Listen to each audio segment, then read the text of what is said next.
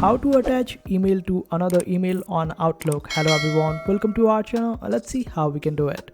For this, just simply open up your Outlook, and after that go to this section called new mail, and this is where it will take you. Now you can type your messages and send it, but how do we attach any other email? For that, just simply open up your inbox or any of the email that you want to attach, or rather select the option of that particular option of inbox, so you would be able to see all the emails that you have or the inboxes that you want to attach.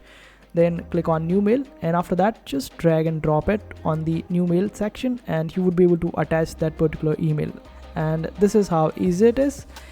Currently I'm doing it on the web version, and if you are doing it on the desktop version, just open up a new email pop-up on the left hand side, or the other Outlook or your inboxes on the right hand side, and this way you would be able to do it quite easily.